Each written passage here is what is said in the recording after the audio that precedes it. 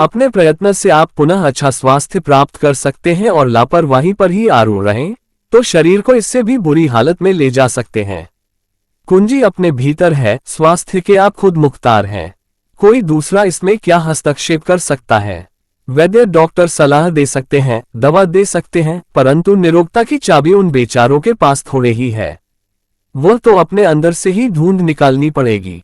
धन उपार्जन, विद्याध्ययन और बुद्धि वृद्धि ये तीनों संपदाएं घोर परिश्रम, निरंतर प्रयत्न, सच्ची लगन और साहपूर्ण उत्साह द्वारा प्राप्त होती हैं। जो लोग आज आपको अमीर दिखाई पड़ते हैं वे यूं ही अनायास नहीं बन गए हैं। उन्होंने जाफिशानी से मेहनत की है, दिन को दिन और रात को रात नहीं समझा है।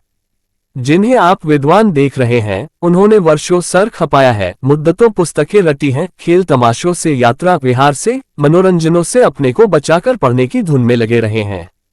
जिन्हें आप बुद्धिमान देख रहे हैं उन्होंने बुद्धिमानों की संगतियां की हैं, ठोकरें खाई हैं, बुद्धि को घोड़े की तरह चारों ओर दौड़ाया है, समस्याओं को सुलझाने में गंभीर मनन किया है, ज्ञान लाभ के लिए कष्टकर प्रोग्रामों को अपनाया है। यदि वे लोग ऐसा न करते तो उनका धनवान बुद्धिवान बनना संभव न था। उद्योगी पुरुष सिंह लक्ष्मी को पाते हैं और काय पुरुष दैव दैव पुकारते रहते हैं। यदि आप संपदाएं प्राप्त करना चाहते हैं तो वे उपहार की तरह किसी बाहर के आदमी से न मिलेंगी, वरन अपनी योग्यता और क्रियाशीलता द्वारा उन्हें प्राप्त करना पड़ेगा। मित्रता, प्रतिष्ठा, प्रशंसा से लदा हुआ जिन्हें आप देखते हैं, जिनके बहुत से मित्र भक्त प्रशंसक पाते हैं, उनकी मानसिक दशा का निरीक्षण कीजिए।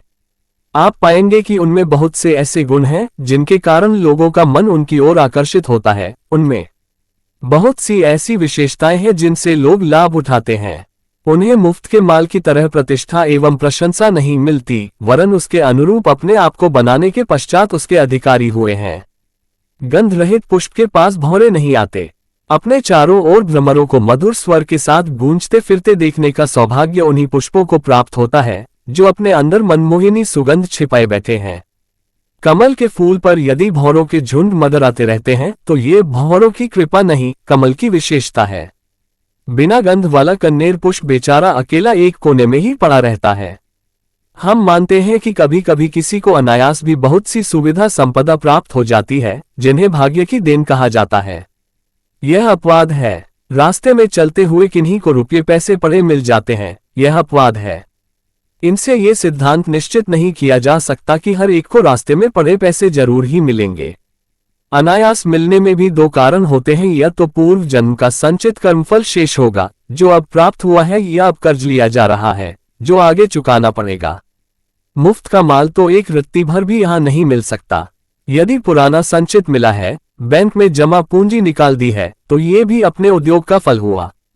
फिर बासी रोटी के ऊपर या कर्ज लेकर शान बनाने का गर्व करना व्यर्थ है।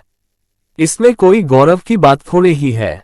भाग्य एक आकस्मिक घटना है जो अदृश्य कारणों से किन्हीं किन्हीं के साथ कभी कभी घटित हो जाती है।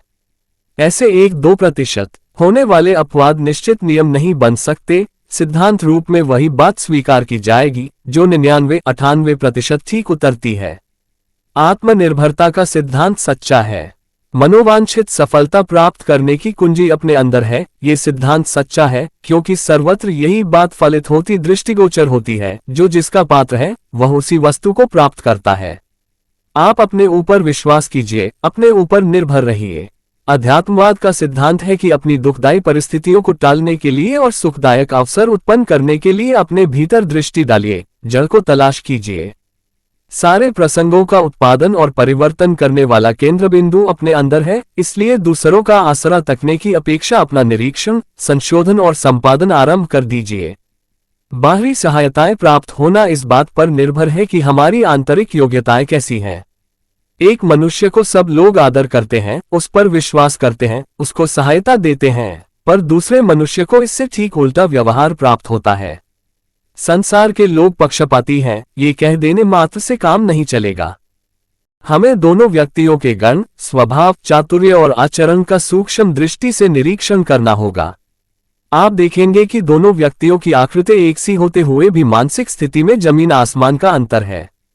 इस अंतर पर ही जीवन की सफलता असफलताएं निर्भर रहती हैं।